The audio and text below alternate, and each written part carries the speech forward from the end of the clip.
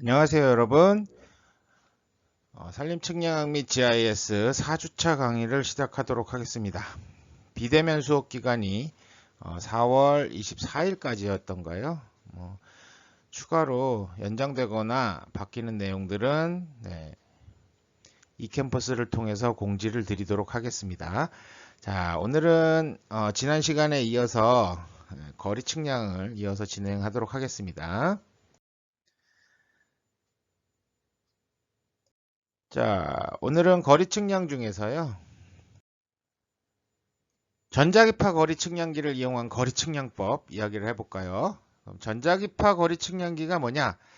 Electromagnetic Distance Measurement 이야기를 하죠. 그래서 적외선, 레이저 광선, 극초단파 같은 이런 전자기파를 이용해서 수 킬로미터 이상 떨어진 두 점 간의 거리를 신속하고 정밀하게 측량할 수 있는 기기들을 이야기를 합니다. 그래서 전자기파의 범위에 따라서 우리가 광파거리 측량기라든가 전파거리 측량기 형태로 구분이 되는데요. 광파거리 측량기는 광파를 발사해서 반사경에 반사되어 돌아오는 반사파를 계측해서 측량하는 장비들이 될 것 같고요. 전파거리 측량기는 주국에서 발사한 전파를 종국에서 수신 후 재발사해서 주국에서 다시 수신해서 거리를 계측하는 그런 장비가 될 것 같습니다. 그럼 이런 전자기파 거리 측량기의 장점은 뭘까? 네, 기복이 심한 지형 또는 장애물로 측량이 어려운 수 킬로미터의 장거리 측량이 가능합니다. 눈에 보이지 않는 거리까지도 가능하고 아니면 망원경을 이용을 해서 보이는 거리까지도 측량이 가능한 그런 형태들이 될 것 같아요. 직접 거리 측량에 비해서 굉장히 높은 정밀도로 측량이 가능합니다. 그죠? 수 킬로미터를 줄자를 풀 수는 없을 테고요. 그렇다 그러면 가장 좋은 방법 중에 하나가 아닌가 생각이 됩니다. 전자기파 거리 측량에 의해서 삼변 측량이 가능하게 되고요. 빛을 이용한 광파 측량기가 전파를 이용한 전파 측정기보다 취급하기 쉽고 정밀도도 높아서 현재 일반 측량용으로 널리 보급되고 있긴 합니다. 그럼 이런 전파거리 측량기 원리는 레이더를 생각해 보시면 될 거예요. 결국은 1차 세계대전, 2차 세계대전을 거치면서 적기의 침입을 막기 위한 적기가 얼마만큼 어디쯤 오고 있는지 이런 것들을 확인하기 위해서 나온 것들이 이제 전파를 이용한 레이더가 되겠죠. 바로 이런 원리들을 응용을 해서 이제 우리가 측량에 활용할 수 있게 된 거라고 생각이 됩니다. 자, 그럼 우리 이 전자기파 거리 측량기의 기본적인 원리에 대해서 알아보도록 합시다. 전자파의 물리적 특성을 이용한다 정도는 이제 다들 알고 계실 것 같고요. 결국 이 전자파는 파장, 주파수, 진폭 및 속도에 의해서 그 물리적 특성이 결정되게 되죠. 그래서 주파수, 시간적으로 정현파, 우리가 사인파라고 그러죠. 형태로 진동하는 파동의 경우에 1초에 진동하는 횟수입니다. 그래서 1초에 몇 번 진동하는지를 주파수, 프리퀀시로 나타내게 되죠. 자, 파장은 파동이 공간상을 진행할 때 동일 시점의 파동의 마루와 마루 사이의 거리라고 이야기를 합니다. 결국 웨이브랭스라고 하는데요. 전파 속도를 주파수로 나눈 양으로 우리 길이의 단위인 미터를 사용하게 됩니다. 그래서 람다는 프리퀀시 부분의 C. 그래서 여기서 이제 람다 같은 경우 파장을 이야기를 하고요. 그다음에 C는 광속이죠. 그다음에 프리퀀시 주파수입니다. 그래서 파장하고 주파수는 반비례하는 형태가 되겠죠. 자, 파장이 알려진 전자파가 두 점 사이를 진행할 때 몇 개의 파장이 소요되었는가를 정확히 측정한 후에 전자파의 파장 길이로 곱하면 쉽게 두 지점 간의 거리를 구할 수 있게 됩니다. 단, 이때 광파거리 측량기에서 발사된 광파는 반사경에 의해서 반사되어 같은 거리를 되돌아오게 되죠. 같은 거리를 왕복한 게 되니까 우리가 거리를 계산할 때는 전체 파장 개수의 2분의 1로 측정 아니면 전체 거리의 2분의 1로 측정을 하면 될 거라고 생각이 됩니다. 자, 지금 같은 형태가 될 거예요. 그래서 EDM 장비에서 전자파가 나가게 되고요. 반사경에 반사가 돼서 되돌아오는 거죠. 그러면 한 파장, 아까 얘기했듯이 람다가 이렇게 형성이 되죠. 그러면 아까 얘기했듯이 거리는 2분의 1, 그다음에 n은 개수고요. 람다의 개수를 이야기를 합니다. 네, 그다음에 람다는 우리가 파장 거리가 되겠습니다. 한 파장의 거리가 되는 거죠. 그래서 그 거리 D는 2분의 1 곱하기 파장의 개수 곱하기 네, 파장을 해주면 거리가 계산이 되는 원리가 될 것 같습니다. 자, 그럼 이제는 전자기파에서는 다양한 주파수를 이용을 하는데요. 이 주파수 스펙트럼을 보면 지금 보시는 형태들이 되겠죠. 우리가 장파부터 시작해서 X선보다 더 저기 감마선도 있습니다만 이런 파장대, 대부분의 파장대를 사용을 하게 되고요. 일반적으로 이제 우리가 알고 있는 가시광선이죠. 우리 눈에 보이는 거고요. 우리 눈에 보이는 거보다 짧은 쪽 자외선 X선이 있고 긴 쪽으로는 적외선, 원적외선, 마이크로파, 극초단파, 초단파, 단파, 중파, 장파 늘어납니다. 그래서 뭐 이 단파나 중파 이런 거 같은 경우 여러분들 라디오 같은데 많이 활용하죠. 중파. 자, 그래서 아래 보면은 나오죠. 그래서 X선은 당연히 여러분들 아마 해보신 기억이 있을 거예요. 엑스레이 찍을 때 X선을 활용을 하게 되고요. 자외선은 우리가 이제 살균이나 소독할 때 사용합니다. 그다음에 이제 가시광선 대역에서는 뭐 광통신이라든가 아까 얘기했던 광파거리 측정기 같은 것들 이용을 하게 되고요. 레이저도 이 범위 내에서 포함이 되어 있습니다. 그다음에 이제 적외선, 원적외선 형태가 되고요. 그다음에 마이크로파로 넘어가면 우리가 마이크로 통신이나 위성 통신 같은 경우 이용하게 되고요. 그다음에 이제 UHF 극초단파 쪽으로 넘어가면서 이동 통신이라든가 그다음에 초단파 VHF 여러분들 뭐 아마 들어봤죠. 옛날에 지금이야 거의 집으로 들어오는 TV 회선이 유선으로 다 돼버렸죠. 그죠? 지역 방송이라든가 뭐 이런 식으로 다 케이블 방송으로 연결이 되는데 과거에는 이제 VHF나 UHF 같은 것들을 활용을 했죠. 그래서 우리가 옥상에 올라가서 VHF 안테나를 왼쪽으로 조금, 오른쪽으로 조금 이런 식으로 해서 TV가 잘 나오게 만들려고 바람 부는 날, 날씨 안 좋은 날은 그거 맞추느라고 엄청 애먹었던 기억이 저도 어릴 때 있었습니다. 그다음에 이제 뭐 단파나 중파에서는 이제 라디오 방송 같은 것들 이제 활용이 되고 있고요. 그다음에 이제 장파로 넘어가면 원거리까지 가는 이제 신호들이 되기 때문에 이제 비행기나 배 같은 것들의 항법, 뭐 선박 통신 같은 데 활용이 되기도 하고요. 그보다 더 늘어지는 것들 가전제품이나 컴퓨터에서 사용을 하기도 합니다. 그래서 우리가 생각을 해보면 파장은 장파로 갈수록 길어지고요. 한 간격이 파장이 늘어나게 되고요. 자, X선이나 이쪽으로 이제 감마선도 있습니다. 감마선 쪽으로 갈수록 파장이 짧아지고요. 반대로 주파수는 그렇다 그러면 어떻게 될까요? 주파수는 파장이 짧아지면 높아지는 거고요. 그다음에 파장이 길어지면 낮아진다라고 생각을 하시면 될 것 같습니다. 자, 그래서 이런 파장과 주파수 진폭의 관계를 한번 살펴보면요. 지금 보시는 이제 형태입니다. 갈색 파장이 길죠. 그러면 파란색 파동은 파장이 좀 짧죠. 이런 형태로 계산이 될 수 있어요. 파장이 짧으면 그만큼 1초에 지나가는 개수가 많아지겠고요. 파장이 길면 적어지는 형태가 되겠죠. 그래서 시간하고의 관계를 살펴본다 그러면 오른쪽 위에 T는 프리퀀시 분의 1입니다. 반비례하죠. 그래서 지금 여러분들 오른쪽 아래에 까만 점이 깜빡이는 걸 보고 계시나요? 맨 위에가 프리퀀시가 0.5Hz입니다. 그러면 1초에 0.5번 이라는 얘기죠. 그래서 결국은 한 번 움직이는 시간은 2초가 될 것 같고요. 그 다음에 프리퀀시가 1이니까 1초에 한 번씩 깜빡이죠. 1초에 한 번씩 진동을 한다고 생각하시면 됩니다. 자, 그 다음에 프리퀀시가 2입니다. 2다 보니까 어때요? 한 번의 파장의 간격은 0.5초가 되는 이런 형태들이 될 것 같습니다. 깜빡이는 거 계속 보고 있으면 자, 그다음에 왼쪽 위에 이제 아까 얘기를 빼먹고 넘어갔는데요. 주파수하고 앞에서 설명했던 거죠. 람다분의 V입니다. 그래서 진행 속도와 주파수, 파장과의 관계인데요. 자, 주파수는 속도하고는 비례하고요. 파장하고는 반비례한다라고 생각을 하시면 될 것 같습니다. 전자기파 거리 측량기의 종류를 살펴보면요. 뭐 어떤 주파수 대에 전자파를 쓰냐, 반송파로 쓰냐에 따라서 광파거리 측량기냐, 전파거리 측량기냐로 구분한다고 말씀을 드렸었습니다. 뒤에서 더 자세히 말씀드릴 거고요.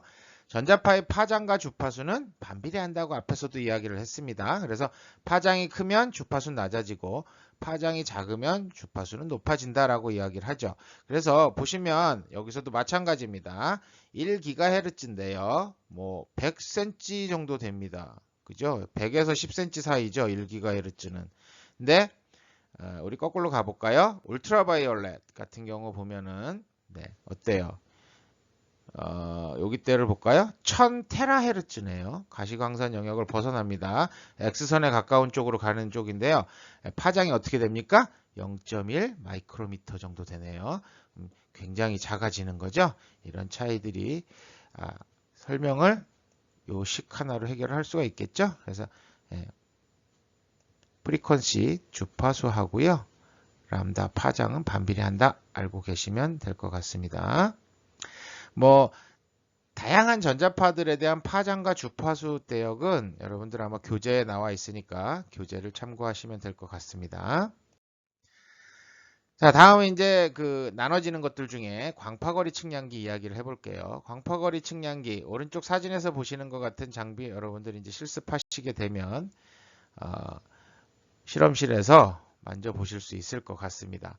보통 현장에서 가장 많이 이제 사용하는 장비들이 최근에 뭐 토탈 스테이션이라든가 광파거리 측량기라고 이야기를 합니다. 수 미터에서 수 킬로미터까지 단거리 측량에 주로 사용을 합니다. 그다음에 기준점 측량과 세부 측량에 이용을 하게 되고요. 고주파인 가시광선 또는 적외선대를 반송파로 사용을 하게 됩니다. 그래서 보통 0.9 마이크로미터 부근의 파장대를 가장 많이 사용한다고 알려져 있습니다. 사용법이 간단하고요. 정밀도도 높아서 현재 널리 보급되고 있는 장비 중에 하나입니다. 광파거리 측량에는 이제 광파거리 측량기 본체와 EDM 본체와 그다음에 반사경이 필요하게 되겠죠. 정확한 정밀도를 위해서 반사경을 사용을 하게 되는데요. 최근 들어서는 요즘은 이제 반사경이 필요 없는 무타겟 장비들도 굉장히 많이 나오게 되는데 저희 실험실에 가지고 있는 장비들은 무타겟은 아니고요. 반사경을 이용해야지만 정밀도를 확보할 수 있는 장비들이 있습니다. 자, 이런 장비들의 단점은 안개라든가 비, 먼지 등의 영향을 받습니다. 그죠? 빛을 이용을 하다 보니까 이런 영향을 받고요. 또 하나, 태양광선의 강도가 강할 때도 정확도가 떨어집니다. 영향을 받습니다. 우리 눈하고 비슷하다고 생각하시면 돼요. 여러분들 그 해가 굉장히 쨍쨍 내리쬐는데 햇볕을 딱 바라봤을 때 눈이 너무 부시죠. 그러다 보니까 측정을 못하는 것처럼 장비들도 같은 영향을 받습니다. 관측 범위는 5에서 한 60km 정도의 단중거리 측정에 사용한다고 되어 있는데요. 대부분 한 20-30km 이내의 범위에서 많이 측정을 하게 됩니다. 정확도는 플러스 마이너스 5mm 플러스 5ppm 정도 됩니다. 5ppm은 뭐냐? ppm 여러분들 아마 많이 들어보셨을 거예요. 파트 퍼 밀리언의 약자입니다. 그래서 100만 분의 1 정도의 오차를 이야기를 합니다. 그래서 100만 분의 1 미터 정도를 이제 플러스 해야 된다라고, 그러니까 100만 분의 5미터라고 이야기를 해야겠네요. 그죠? 그 정도가 추가가 된다라고 생각을 하시면 될 겁니다. 자, 다음에 나오는 건 이제 전파거리 측량기입니다. 배경에서 아마 열심히 GIF 이미지가 움직이고 있는 거 보실 수 있을 텐데요. 이런 형태 될 거예요. 수십 킬로 이상의 장거리 측량에 굉장히 유용하고요. 저주파인 극초단파는 이제 일반 거리 측량에 쓰고요. 장파 계열은 수백 킬로미터 이상의 거리 측량을 할 때 사용을 하게 됩니다. 자, 저주파를 이용하는 관계로 관측 범위가 넓고 기상 조건에는 영향을 받지 않아서 장거리 측정이 용이합니다. 그래서 큰 정밀도를 요하지 않고 장거리 측량이 필요한 비행기라든가 배에서 많이 활용을 하는 형태가 돼요. 배가 운항을 하는데요. 뭐 그 1m 이내, 뭐 몇 cm 이런 오차들은 큰 의미가 없겠죠.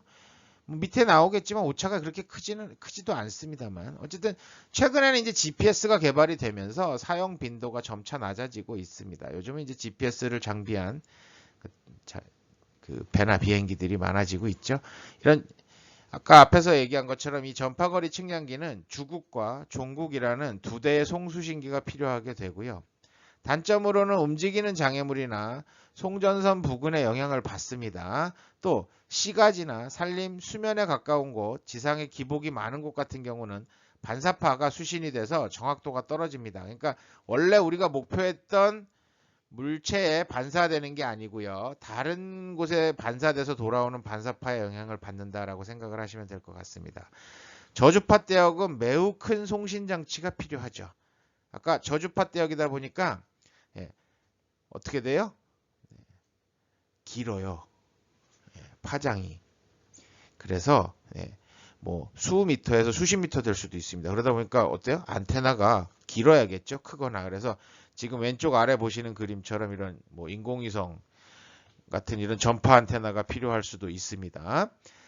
자, 관측 범위는 뭐 30에서 150km 정도의 중장거리 측정에 이제 사용이 용이하다라고 나와 있는데요. 이거보다 더 먼 거리도 측량은 가능합니다. 대신 오차가 클 뿐이죠. 정확도는 플러스 마이너스 15mm 플러스 5ppm 정도 된다고 이야기를 합니다.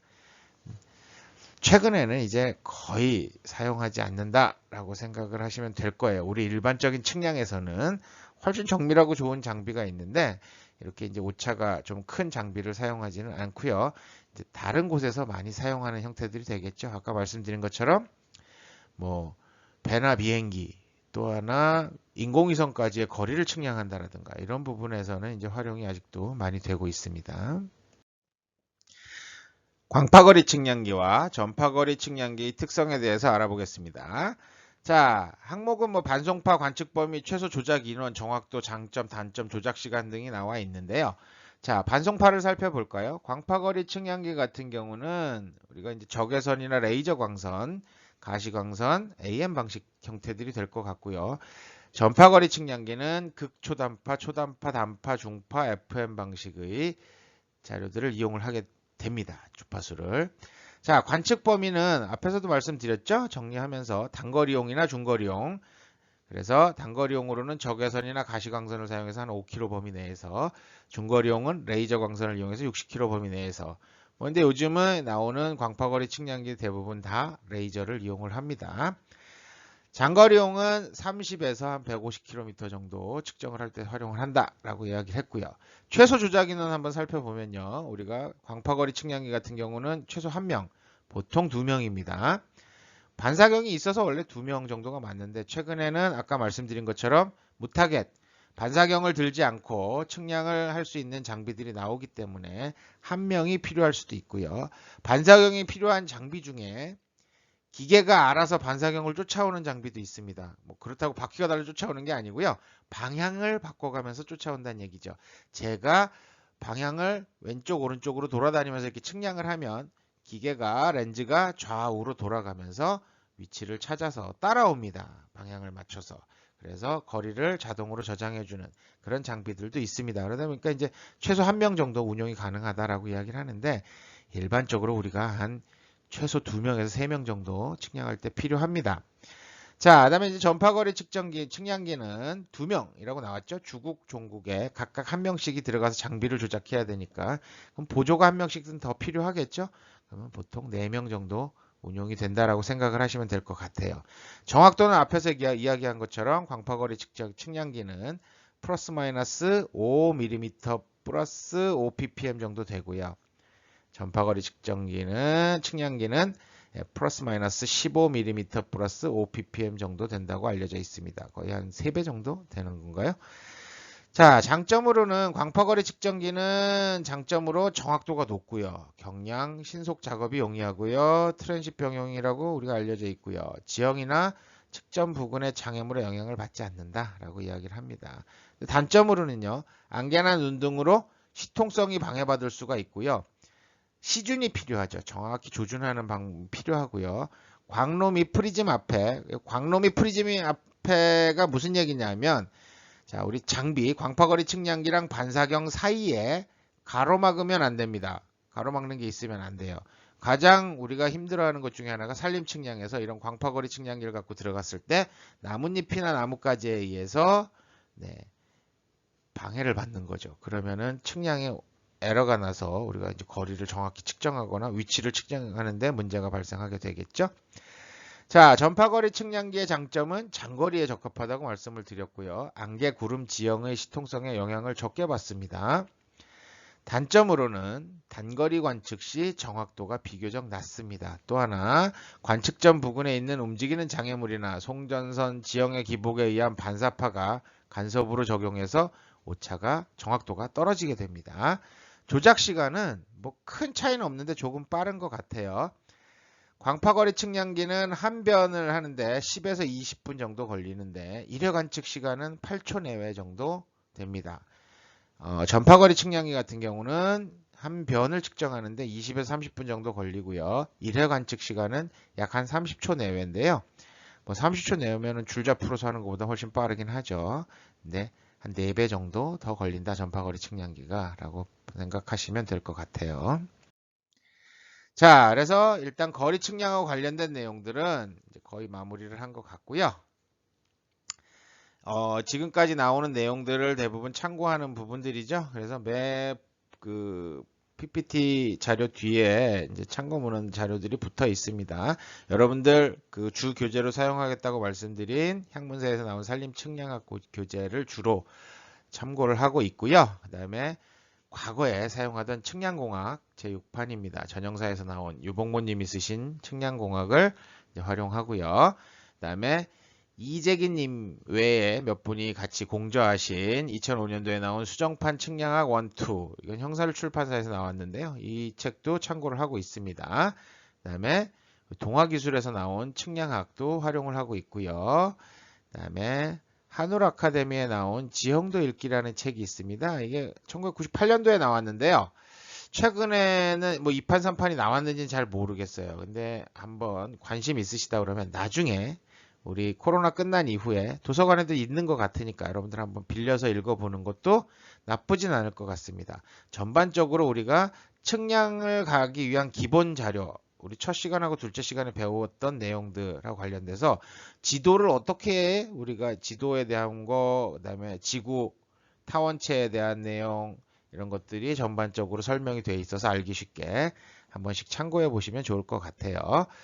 자, 그러면 이제 요 동영상이 아니고요. 네, 평판 측량하고 관련된 동영상에서 다시 뵙도록 하겠습니다.